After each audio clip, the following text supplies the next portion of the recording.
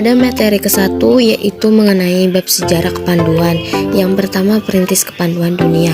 Yang kedua gagasan pendidikan kepramukaan yang mempunyai 5 unsur terpadu, diantaranya prinsip dasar pendidikan kepramukaan, metode kepramukaan, kode kehormatan pramuka, moto gerakan pramuka, kiasan dasar pendidikan.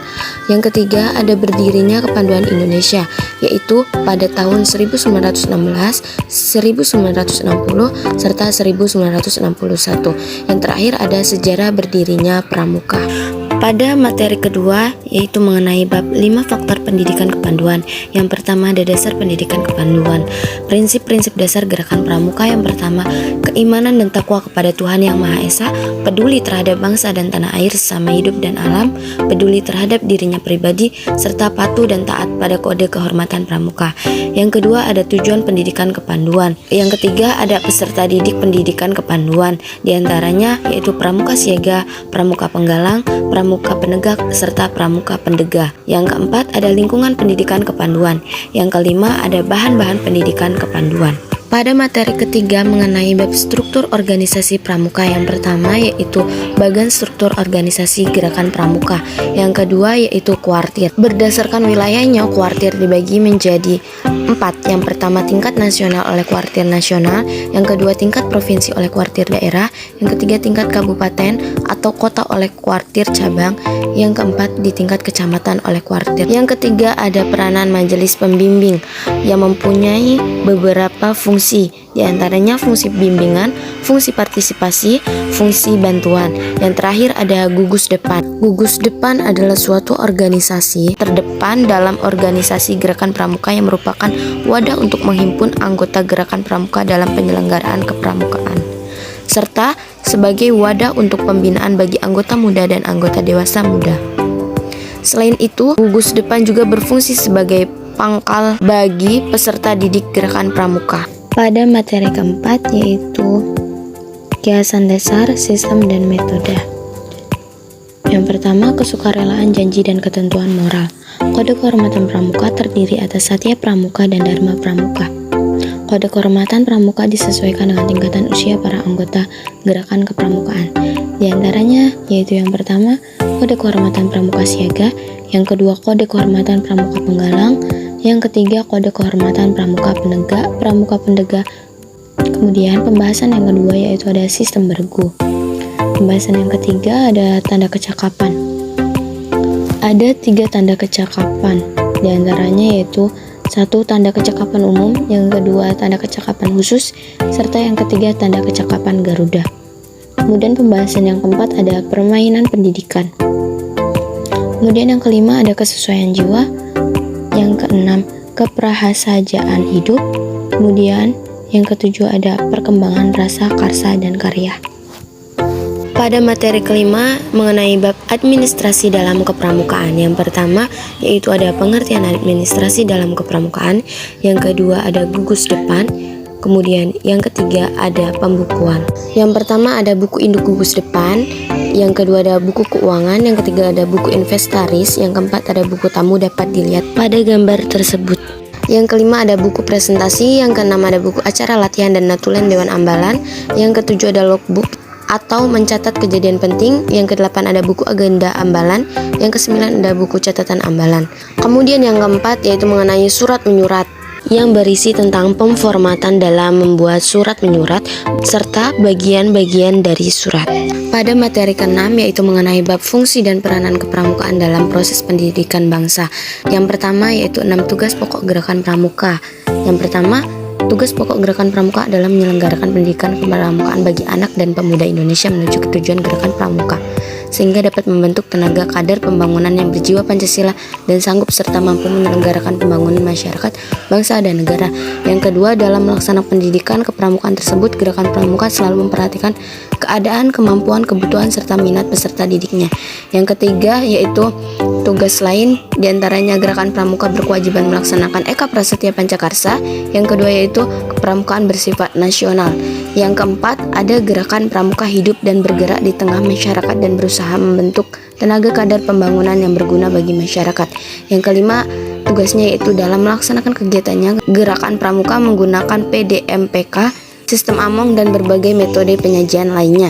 Yang keenam yaitu sasaran yang ingin dicapai dengan pendidikan kepramukaan itu. Kemudian yang kedua yaitu mengenai pelaksanaan kepramukaan.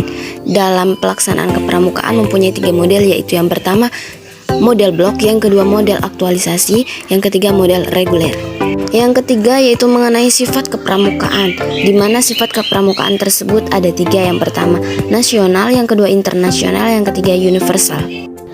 Materi ketujuh yaitu mengenai materi falsafah kepramukaan Pancasila, Trisatya, Desadharma, AD, dan ART. Yang pertama mengenai pengertian falsafah dan kepramukaan.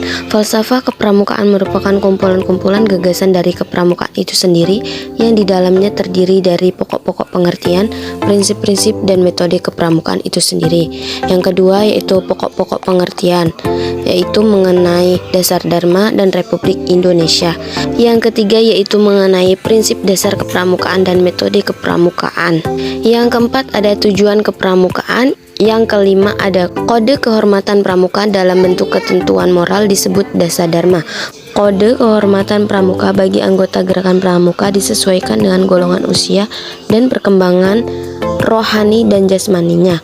Di antaranya yang pertama kode kehormatan bagi pramuka siaga, yang kedua bagi pramuka penggalang, yang ketiga bagi pramuka penegak, pendegah, dan pramuka dewasa.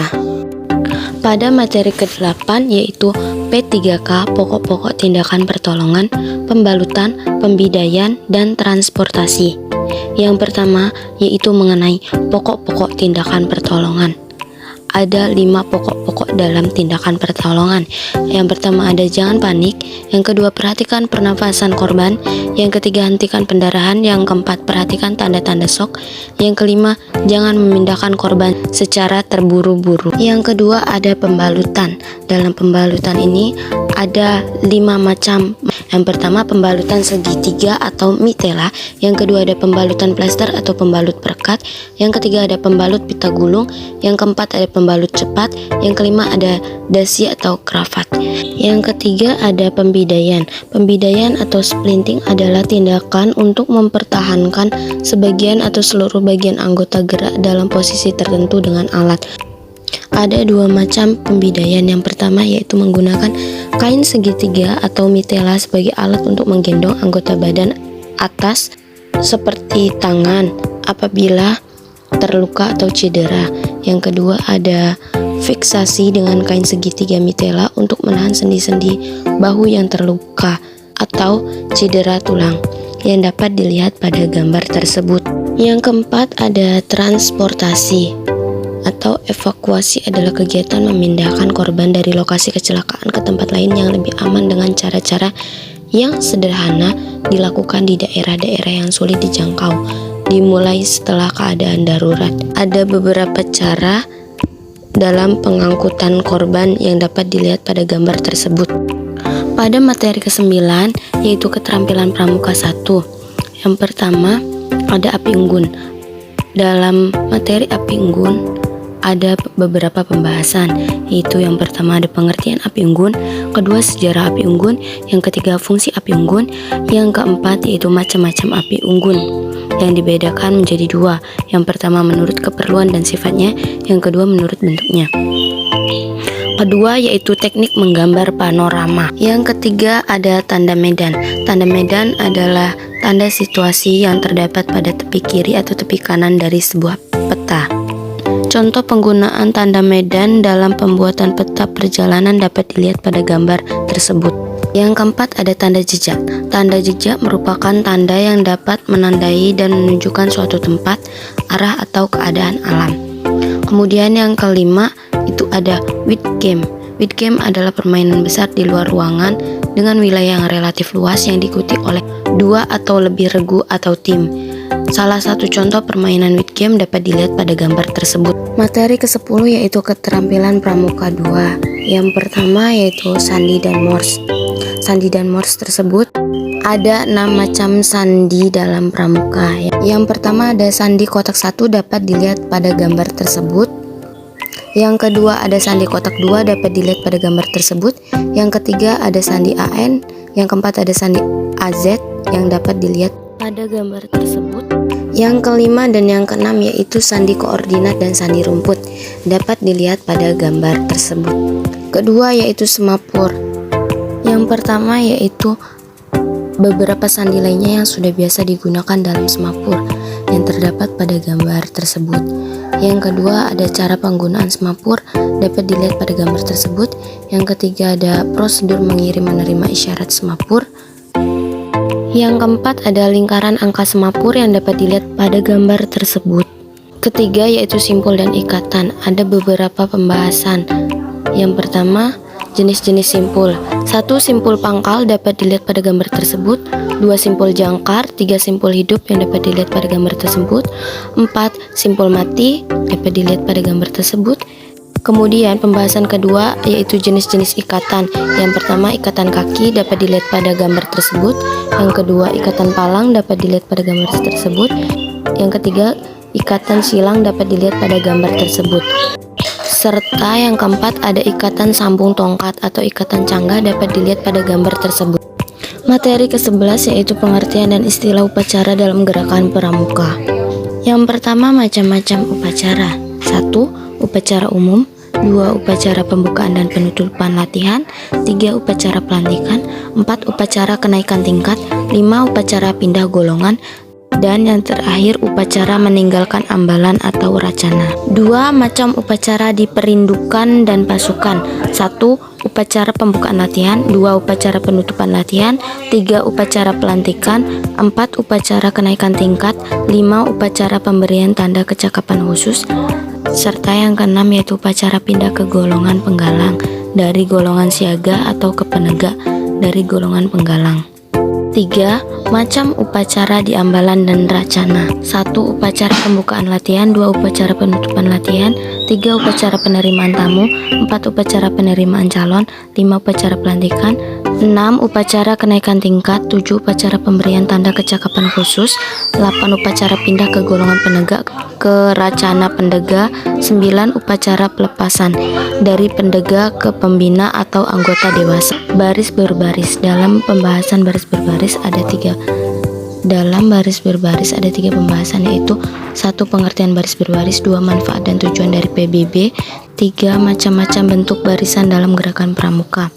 Yang pertama berderet dapat dilihat pada gambar tersebut. Yang kedua angkare. Yang ketiga lingkaran besar. Yang keempat lingkaran kecil dapat dilihat pada gambar tersebut. Yang kelima setengah lingkaran. Yang keenam kolonel terbuka. Yang ketujuh kolonel tertutup dapat dilihat pada gambar tersebut. Yang kedelapan anak panah. Yang kesembilan perlombaan. Yang kesepuluh bentuk selat dapat dilihat pada gambar tersebut. Yang ke-11 selat terbuka atau balik. Yang ke-12 yaitu rogda. Yang ke-13 yaitu berbanjar dapat dilihat pada gambar tersebut. Selanjutnya ada lagu-lagu pramuka. Contoh lagu pramuka yang pertama lagu pramuka berkemah. 2. Jambore National March. Yang ketiga lagu pramuka alam bebas. Dan untuk mengenai lirik dapat dilihat melalui YouTube dan sebagainya.